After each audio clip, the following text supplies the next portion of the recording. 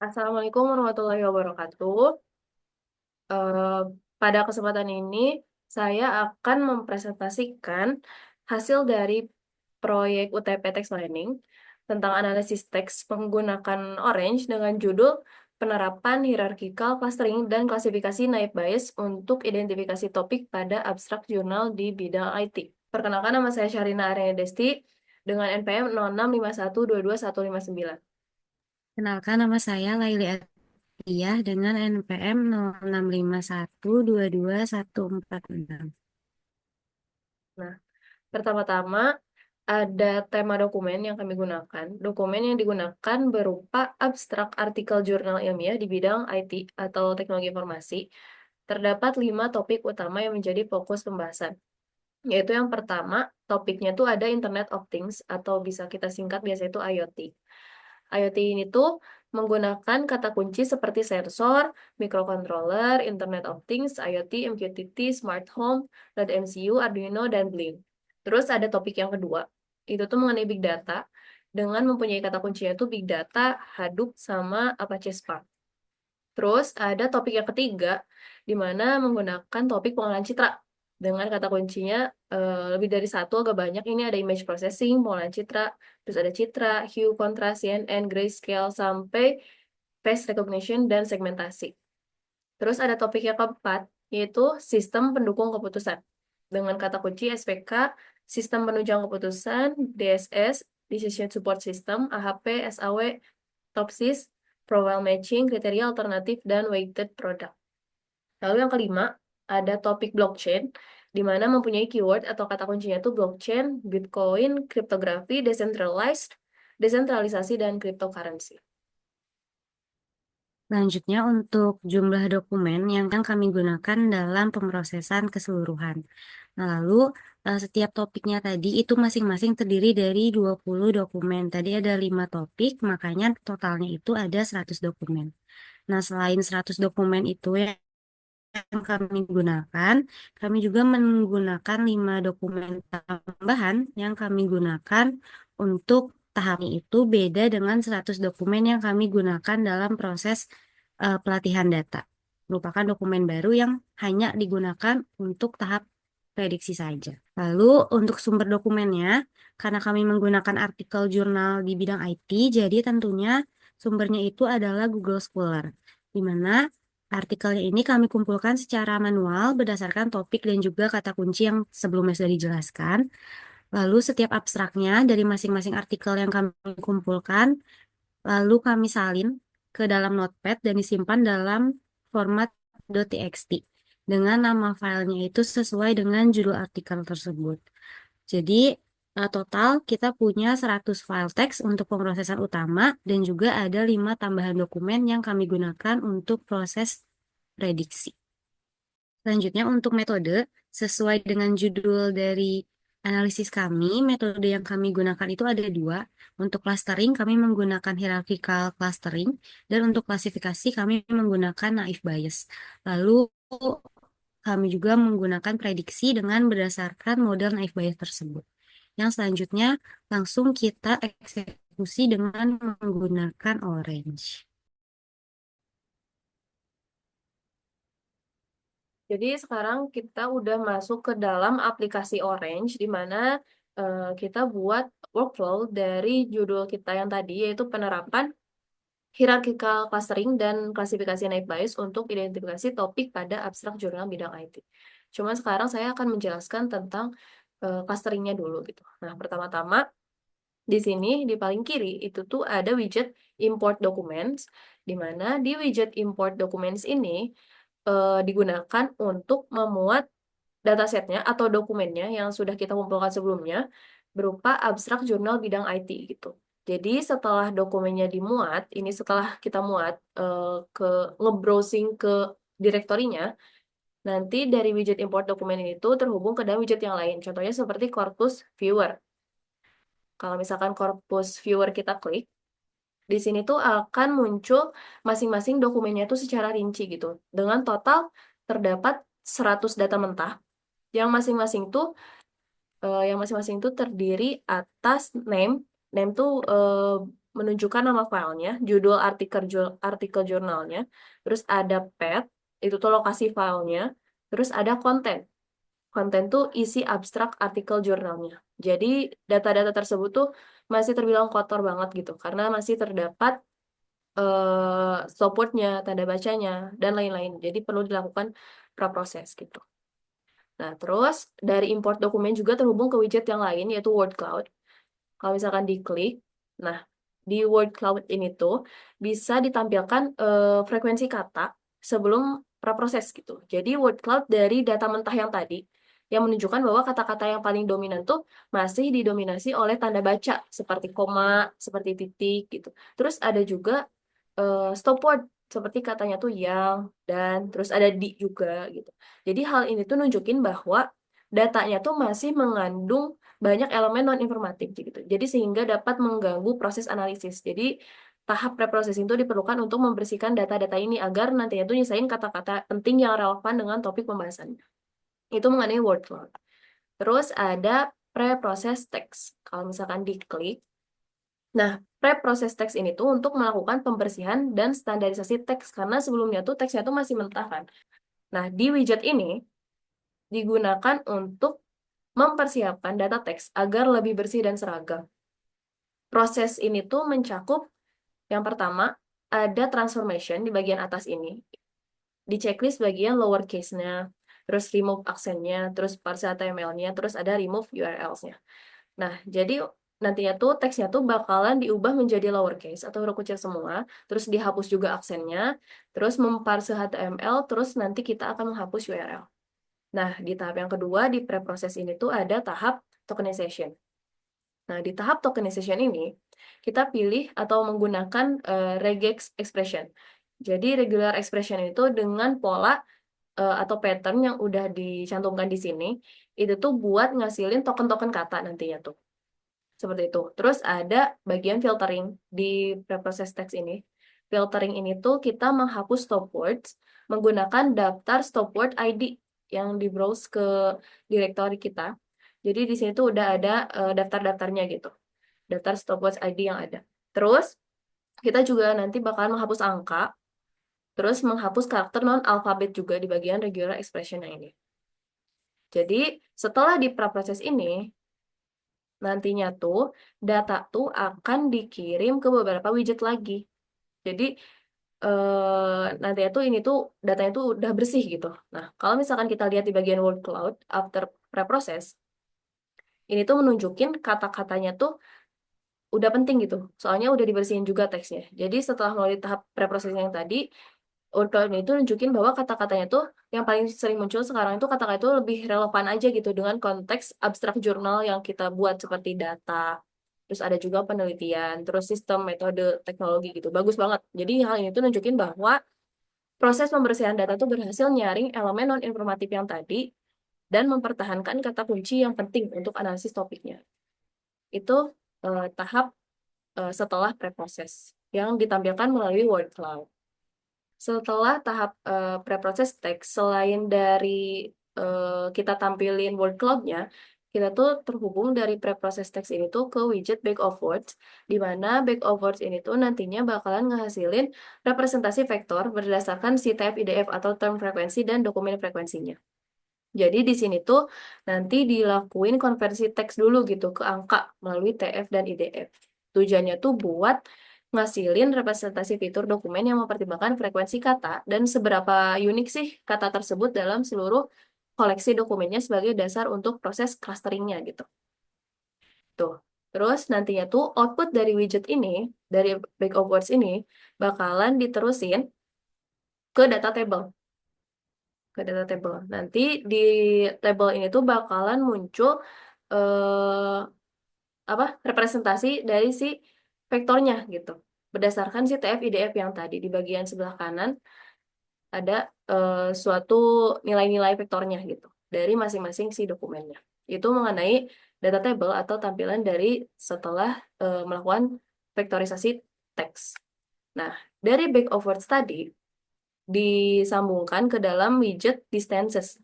Nah, distances ini tuh untuk menentukan kedekatan antar dokumennya. digunakan widget ini tuh buat dengan pengaturan kita tuh memilih Gaussian similarity di bagian distance metricnya. Ini tuh buat mengukur kemiripan arah antar vektor dokumennya tanpa terpengaruh oleh panjang teksnya. Jadi distances ini tuh nantinya tuh bakal ngasilin matriks jarak antar baris atau antar dokumennya gitu. Yang kemudian jadi input utama buat nanti metode clustering atau hierarchical clusteringnya. Seperti itu untuk yang distance. Nah, bergeser ke kanan dari widget distances akan terhubung ke widget yang lain yaitu hierarchical clusteringnya.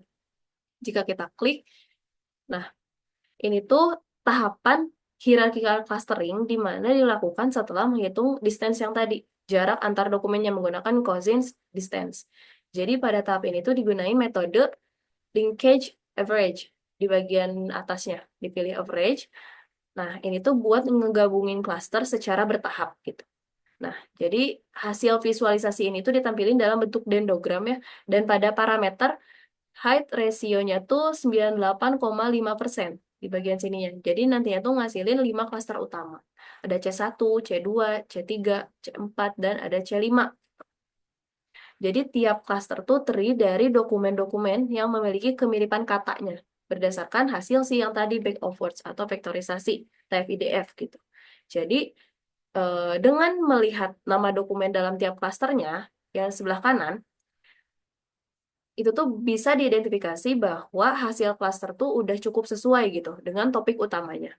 Seperti tadi ada IoT, terus ada Big Data, terus ada pengolahan citra gitu, terus ada SPK, terus ada blockchain gitu. Contohnya ini ada C5, itu tentang blockchain.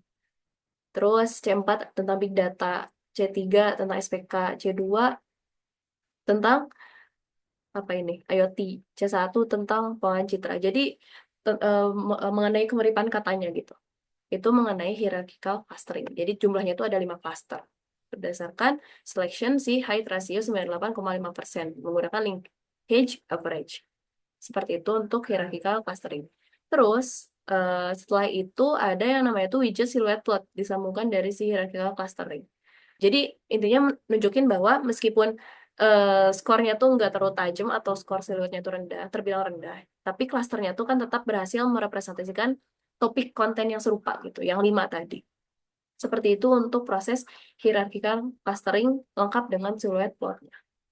Nah, lalu presentasi ini mengenai Orange tuh akan dilanjutkan dengan pembahasan proses labeling, klasifikasi juga menggunakan Navies, dan ada hasil evaluasinya, lalu ada prediksinya yang akan dilanjutkan oleh teman saya yaitu Laili Atiyah. Tahap selanjutnya adalah masuk ke dalam tahap klasifikasi teks. Jadi tahap klasifikasi teks dimulai setelah teks melalui proses pre-proses. Jadi teks yang sudah bersih, selanjutnya bisa masuk ke dalam widget fitur konstruktor. Fitur konstruktor ini digunakan untuk memberikan label dari data-data yang nantinya akan kita gunakan untuk klasifikasi menggunakan naive Bayes. Klasifikasi itu merupakan label, makanya di sini kita buat fitur labelnya.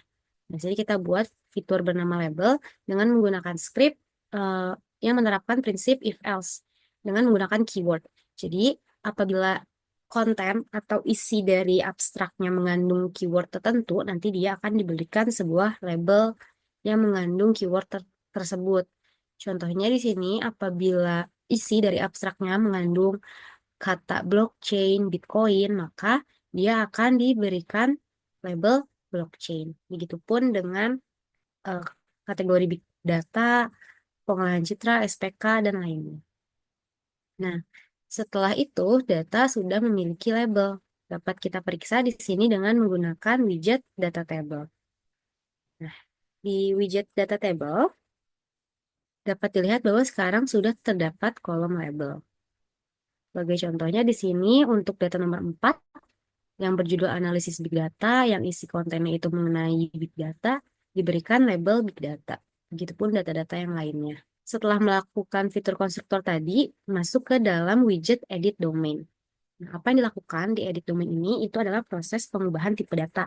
Jadi, setelah tadi kita menambahkan fitur label itu tipe datanya masih teks. Kita ubah menjadi kategorikal supaya nantinya bisa kita visualisasikan dan juga dapat masuk ke proses selanjutnya. Di sini kita coba visualisasikan data yang sudah kita beri label. Nah, dapat dilihat di sini bahwa untuk masing-masing label itu terdiri dari 20 data. Yang artinya semua data yang kita gunakan itu sudah memiliki label yang sesuai. Karena tadi di awal sudah dijelaskan bahwa datanya ada 100 dengan masing-masing topiknya itu ada 20 data. Setelah pemberian label dan pengubahan tipe data, data tadi kita simpan ke dalam bentuk korpus. Nah, kita simpan sebagai sebuah korpus.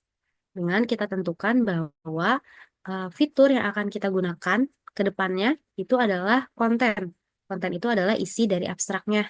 Sedangkan untuk name dan path, yaitu judul artikel dan lokasi file artikelnya, akan kita ignore saja. Kedepannya kita akan hanya fokus pada eh, fitur konten atau isi dari abstraknya. Nah, lalu di sini kita coba juga menggunakan corpus viewer untuk melihat apakah data-data kita sekarang sudah memiliki label atau belum. Nah, di sini sekarang isinya udah ada name, konten, dan juga ada labelnya untuk 100 data yang kita gunakan. Selanjutnya kita masuk ke dalam tahapan klasifikasi. Nah, di sini langkah pertamanya kita harus melakukan vektorisasi terlebih dahulu, sama seperti tadi saat clustering. Nah, untuk vektorisasi kata, kita akan menggunakan widget bag of word. Jadi, di bag of word ini dihitung TF-IDF dari data-data yang kita gunakan, di mana term frekuensinya kita menggunakan count, dan dokumen frekuensinya kita menggunakan IDF. Nah, jadi nantinya setelah melalui proses vektorisasi ini, kita sudah memiliki nilai numerik atau bobot dari masing-masing katanya. Dari masing-masing kata dari isi abstrak setiap data. Nah, kita coba lihat hasil dari back of word-nya dengan menggunakan data tabel. Di data tabel sekarang, kita sudah memiliki nilai numerik dari setiap kata atau fitur yang terdapat dari isi abstrak masing-masing data tersebut. Ini udah ada kolomnya untuk nilai bobot dari masing-masing kata atau fitur dari data tersebut. Nah, selanjutnya di sini bag of word, data yang tadi sudah kita hitung nilai numeriknya, masuk ke dalam widget select columns. Nah, jadi tadi setelah melakukan proses bag of word, ternyata kita memiliki fitur sebanyak 2.659 fitur kata dari hasil bag of word tadi. Nah, selanjutnya di sini kita harus menentukan target variabel. Jadi, select column itu kita gunakan untuk menentukan target variabel yang akan kita pakai di proses klasifikasi. Jadi nanti diklasifikasikannya itu berdasarkan apa yang nantinya akan diklasifikasikan kayak gitu. Nah, nanti targetnya itu adalah label tadi. Jadi kita akan mengklasifikasikan label kayak gitu. Hasilnya itu adalah si labelnya. Hasil dari klasifikasinya itu adalah si kolom label kayak gitu. Nah, setelah kita select kolomnya, kita masuk ke pembagian data latih dan data uji untuk proses klasifikasi menggunakan naive Bayes.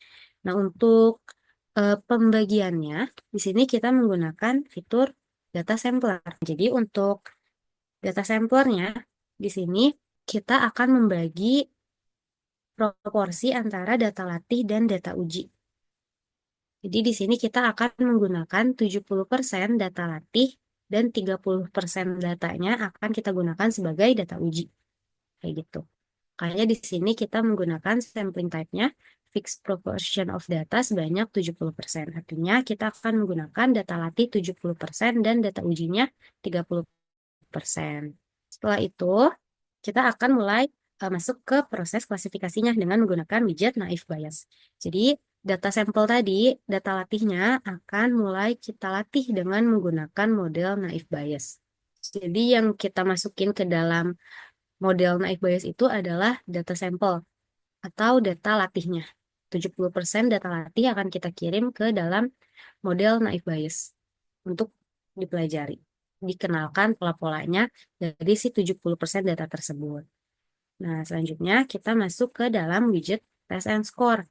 Nah, apa aja yang kita kirim ke dalam widget test and score? Yang kita kirim itu adalah tadi data sampelnya 70% data latih, lalu kita kirim juga 30, lalu kita kirimkan juga learner. Artinya model yang tadi sudah kita latih berdasarkan 70% data latihnya. Itu kita kirim ke dalam test and score. Gunanya untuk apa? Gunanya itu untuk mengevaluasi hasil dari naif biasnya. Apakah model tersebut bisa digunakan untuk si data uji 30% tadi? Hasilnya bakal kayak gimana? Kita cek. Di sini dapat dilihat bahwa untuk cross validation-nya di sini kita salah. Jadi di sini hasilnya, evaluasinya itu dapat dilihat nilai-nilainya. Yang dapat dilihat itu di sini ada yang pertama adalah AUC atau area under curve, nilainya itu 1. Artinya dia kemampuan model dalam membedakan antara kelas-kelas secara sempurna karena dia nilainya itu 1 atau 100%. Lalu CA di sini itu adalah classification akurasi. Jadi akurasi dari model naive Bayes kita.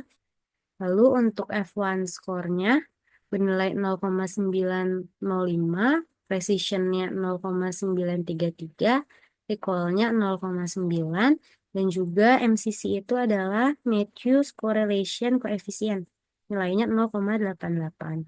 Jadi hasil ini menunjukkan bahwa memang ternyata model naive Bayes ini cocok untuk kita gunakan dalam klasifikasi abstrak sebuah jurnal dengan nilai akurasi yang diperoleh sebanyak 0,9 atau 90%. Nah, setelah kita lakukan evaluasi, kita coba visualisasikan evaluasi tersebut dengan menggunakan comparison matrix. Jadi evaluation resultnya kita kirim. Nah, ini adalah nilai proportion of predicted. Dapat dilihat untuk blockchain, IoT, pengolahan citra, dan SPK, itu nilainya 100%. Artinya apa? Artinya semua data blockchain, IoT, pengolahan citra, dan SPK itu bisa 100% diklasifikasikan dengan benar sesuai dengan kelasnya. Tapi untuk big data dapat dilihat di sini ada merah-merah. Artinya big data itu hanya diprediksi secara benar itu hanyalah sebesar 66,7% aja klasifikasinya. Nilai klasifikasi yang benarnya itu hanya 66,7% saja. Sedangkan untuk big data ini masih rancu gitu, belum 100% masuk ke dalam kategori big data. Ada sebagian datanya yang masuk ke blockchain, pengolahan citra, dan juga SPK masing-masing sebesar 11,1%. Jadi masih terdapat kesalahan dalam pengklasifikasian data dengan label big data. Tapi untuk yang lainnya sudah benar 100%. Lalu di sini juga kita menggunakan widget distribusi untuk melihat distribusinya. Nah, dapat dilihat di sini, kalau yang big data, di dalam big data itu masih ada blockchain, pengolahan citra, dan SPK. Masih ada yang salah dalam klasifikasinya, hanya di kelas big data aja. Itu hasil dari naive Bayes klasifikasi untuk abstrak dari artikel jurnal di bidang IT. Nah, setelah itu, kita melakukan proses yang terakhir, yaitu proses prediksi dengan menggunakan model naive Bayes. Nah, di sini untuk prediksi, kita perlu mengimpor dokumen baru. Nah, dokumennya itu di sini kita simpan dalam folder dokumen prediksi.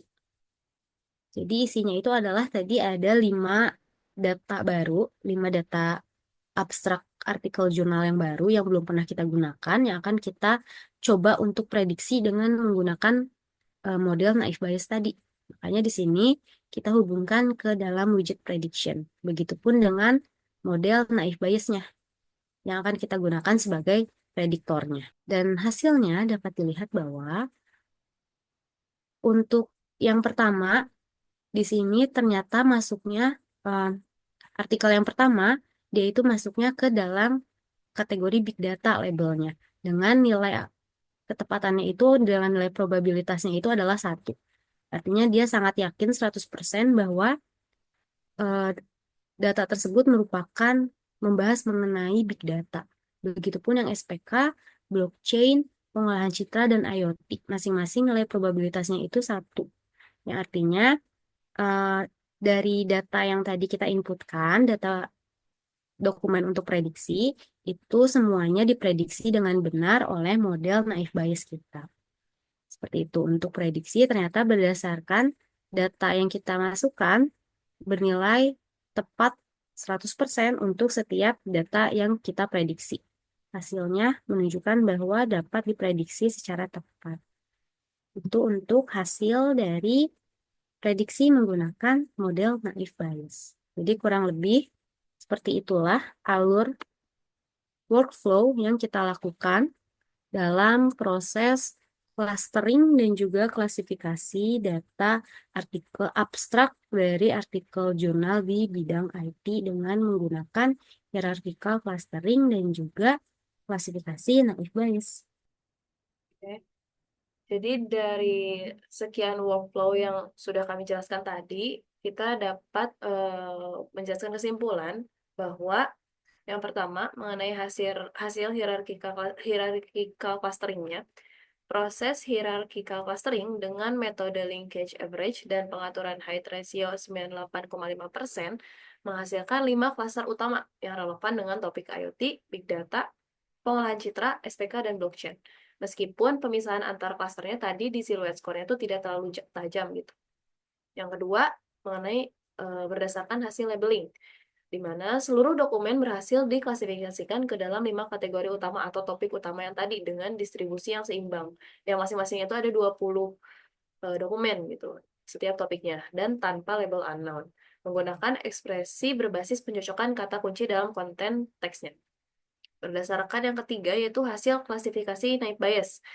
Model naive Bayes menunjukkan performa yang sangat baik dengan akurasi 90%, AUC-nya yaitu 1 atau 100%, dan eval score-nya ada 0,905 atau 90%. Jadi meskipun terdapat sedikit kesulitan dalam mengklasifikasikan data big data yang bercampur dengan kategori yang lain. Yang keempat yaitu berdasarkan hasil prediksi, di mana setiap dokumen baru yang diimpor berhasil diklasifikasikan dengan akurasi 100%. Dengan nilai tadi probabilitasnya itu 1 ke dalam salah satu dari 5 topik, yaitu Big Data, SPK, Blockchain, Pengolahan Citra, dan IoT. Terima kasih. Sekian dari kami. Mohon maaf apabila ada kekurangan atau kesalahan. Wassalamualaikum warahmatullahi wabarakatuh.